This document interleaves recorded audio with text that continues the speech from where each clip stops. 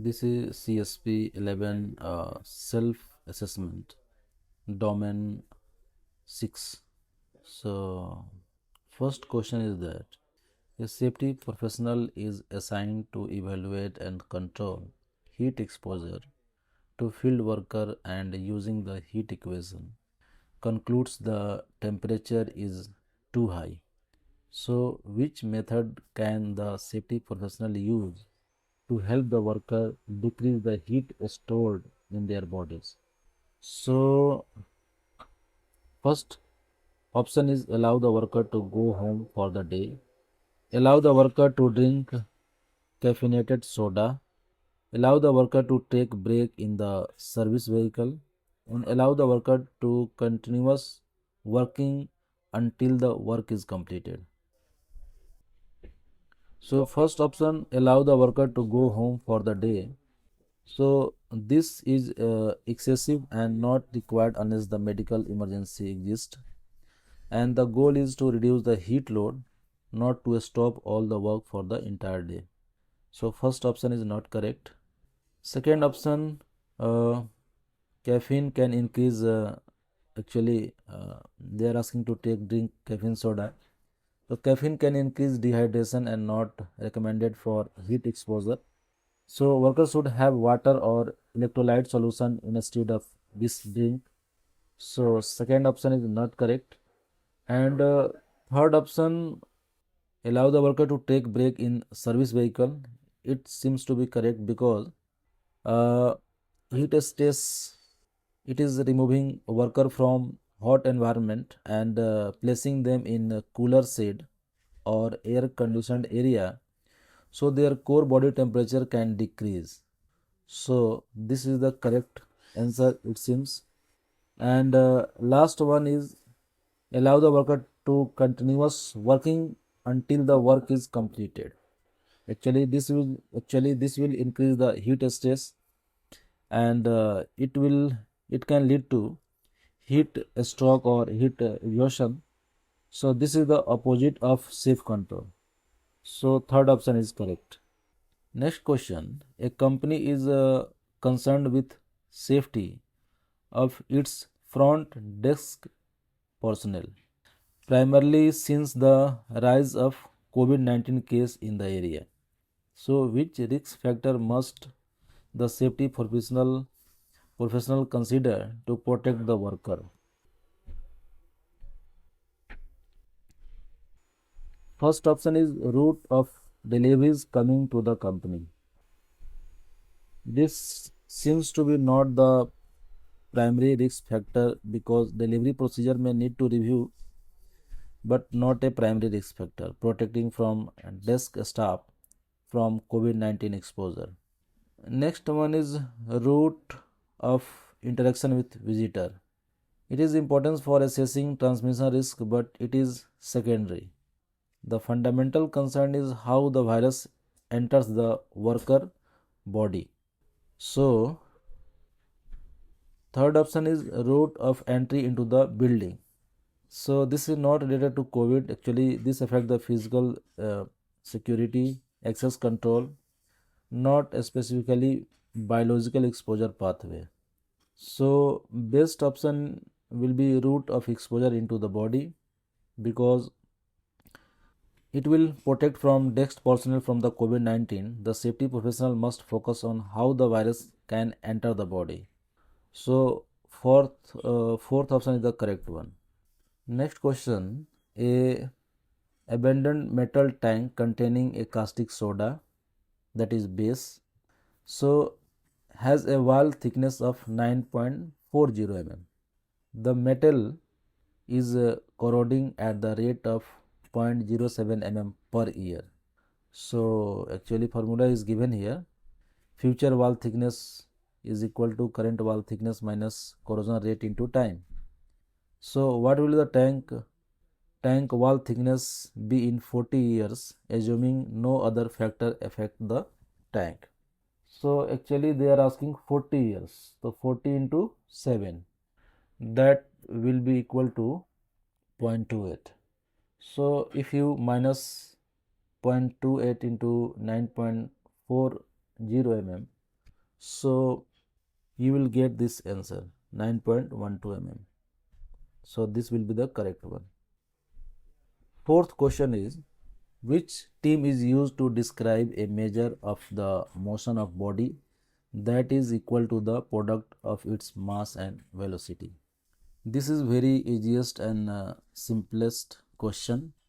So momentum is defined as mass into velocity. So momentum will be the right answer. Actually, force is equal to mass into acceleration, not mass into velocity. And velocity describe the speed with direction. So this is a different thing. And speed is the rate of the motion, like in term of distance, time. It does not include mass, and it is not a measure of body motion content.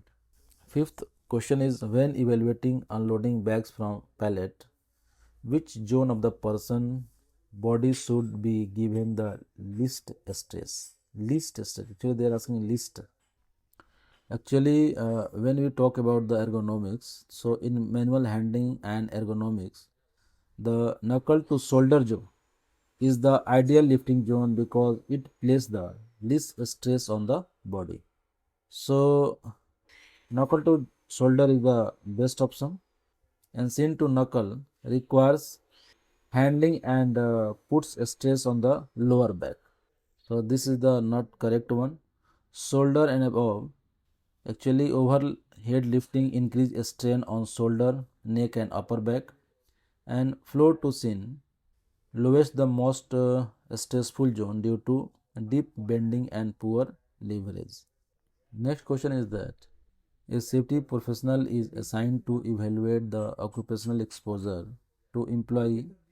A safety professional is assigned to evaluate the occupational exposure to employee working around a pile of limestone from a mining operation.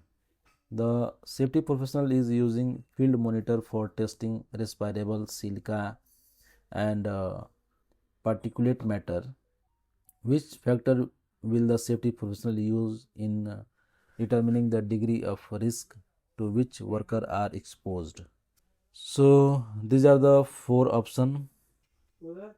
So first option is ratio of concentration of particulate matter to the concentration of total silica. So actually ratio does not determine health risk. So this is not right one. Ratio of concentration of limestone to the concentration of total silica and PM. So limestone content is irrelevant to the exposure unless silica level are known compared to exposure limit. And third one is concentration of respirable silica and PM collected on worker clothing. Actually, dust on clothing does not accurately reflect inhalation exposure and not used to determine occupational risk.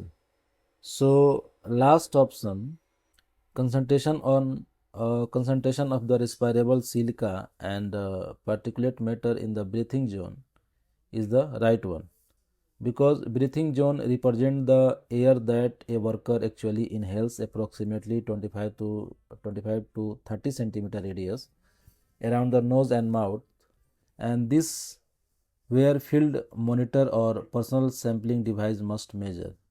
So fourth one is the correct one. What is the atomic weight of sodium? Actually, in your high school, you have learned about the sodium. Atomic number is 11 and atomic weight is 23. Eighth one is the in a safety, health and environment, which term describe person who is capable of identifying and promptly correcting hazard.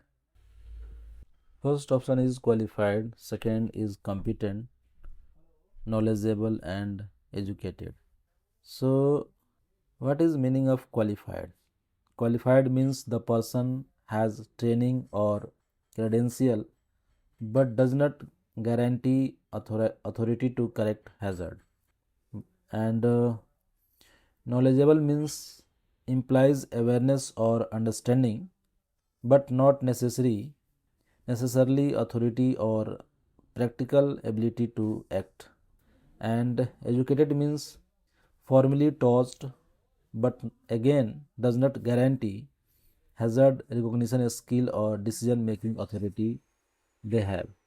So competent is the right one, because competent is a formally defined by the OSA or HSC or similar bodies, are someone who can identify existing and predictable hazards and has the authority to take prompt corrective action to eliminate or control them. So competent is the right one. Ninth number question is that what types of air monitors should a safety professional use when monitoring a dust containing a, a class C carcinogens, a possible human carcinogens? So question is that what types of air monitor should safety professional use? So there are four types of meter given here. First one is handheld photoionization detector, PID. Actually, it detects volatile organic compound, VOC, not dust, and cannot measure particulate carcinogens. And 4 gas monitor, it is widely used. It generally measures oxygen, CO, H2S, and combustible gases, but not capable of measuring dust or particulate carcinogens. And passive diffusion monitor, it is designed for the gases or vapors only, but does not collect particulates. So right option is colorimetric tape sampler, because it monitor particulate contaminants, provide real time or continuous reading, detect hazardous dust concentration in the breathing zone.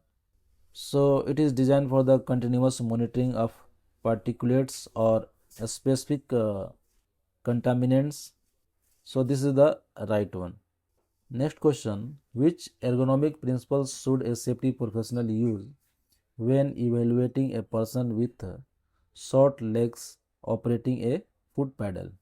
So this is a question of ergonomics. First option is process. Process, it is referred to workflow or job steps, not a physical body measurement or fit. And if we talk about biomechanics, so it focus on forces, motion, and how the body moves. Useful but not the primary concern when functional, when fundamental issues is body size mismatch. And physiology involves how body function internally, like fatigue, metabolism, heat. It does not measure leg length like that. So second option, anthropometrics, deal with the human body measurements such as height, leg length, reach, and clearance. So this one is the right option. Next question is that what should a safety professional place the intake of the personal air sampler device to obtain an accurate sample collection for monitoring? Where should a safety professional place the intake of personal air sampling device? Where? So which option is the correct one? So first we will check on the belt of the worker near the pump, on the pant of the worker in the area where work is being performed, on the shirt or on the collar. Actually, if we put on the belt near the pump, this is too far from the breathing zone, and so this will not give the uh, right answer. And second one is the on the pant, also far from the breathing zone, and does not representative of the what the worker breathes. And on the shirt, so sampling should not be based on where the dust settle. It must measure the inhaled air, not surface contamination. So best option is that on the collar of the worker near the breathing zone. It is why, because breathing zone can be defined as a 25 to 30 centimeter, it's around 10 to 12 inch radius around the nose and mouth. So in this zone we have to place the sampler on the collar or lapel, which provide the most accurate representation of what the worker actually inhales. So right option is the collar,